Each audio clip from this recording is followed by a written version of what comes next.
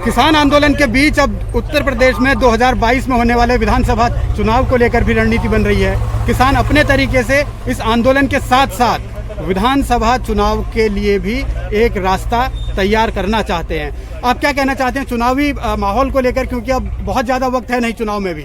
हाँ, तो जो कल इन्होंने प्रपोजल दिया है 2 साल रोकने का कानून को, जो 2022 में उत्तर प्रदेश के इलेक्शन होने वाला है, उसी का एक जो जुमला है किसान के लिए, तो किसान उससे भी मानेगा नहीं। और दूसरी चीज़, प्रदेश सरकार ने किसानों के लिए बड़े बड़े होल्डिंग लगा रखे कि हमने किसान के लिए ये कर दिया।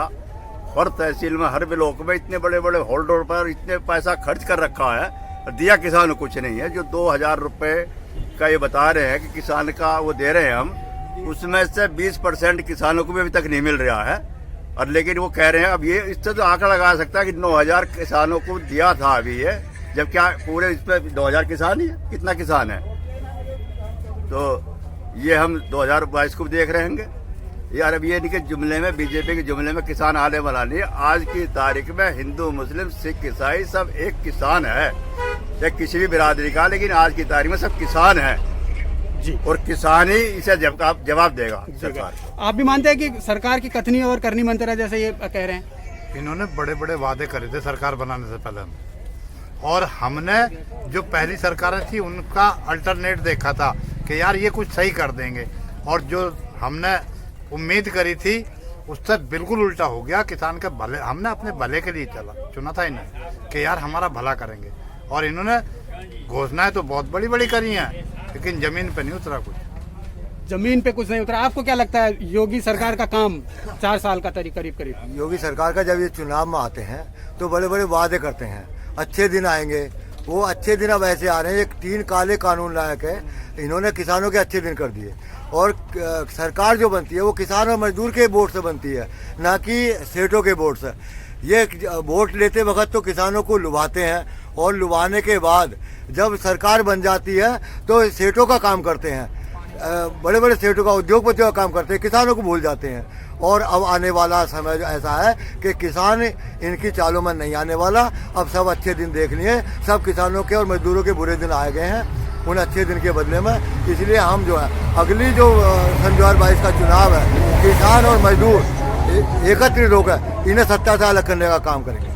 तो ये अच्छे दिन का नारा दिया था 2014 में, उसके बाद फिर 17 में उत्तर प्रदेश में भी भारतीय जनता पार्टी की सरकार आई।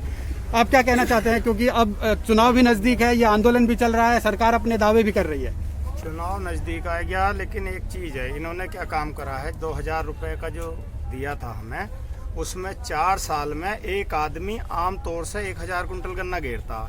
तो इन्होंने जो है कम से कम 40,000 रुपये जेब से निकाल कर इन्होंने आम किसान से इन्होंने 6000 रुपये दे दिए 4 साल में। यानी एक साल में 10,000 रुपये निकाल लिए, 6000 हमें दे दिए। तो 4000 के प्रॉफिट में तो ये फिर भी रहे। और 4000 का प्रॉफिट इसी तरह से इन्होंने एक पॉलिसी चलाई थी किसान बीमा, जबकि किसान के बीमे में इन्होंने एक जगह ये छोड़ दी कि किसान का हम बीमा कर रहे हैं, लेकिन बीमे की जरूरत नहीं थी किसान को, क्योंकि एक जिस कंपनी ने बीमा करा था 32.5 लाख करोड़ का बीमा करा और 14 लाख करोड़ किसानों को दिया। इन्हें प्रॉफिट रहा बीमा कंपनी को, तो इसलिए ना तो किसान बीमा चाहता है। यानी आप मान रहे हैं कि 2022 में अब खतरे की घंटी है? बिल्कुल खतरे की घंटी है, और इनसे मोह भंग हो गया है। जो हमने अल्टरनेट तलाशा था उनसे, पहले वालों से ज्यादा खराब ये निकले।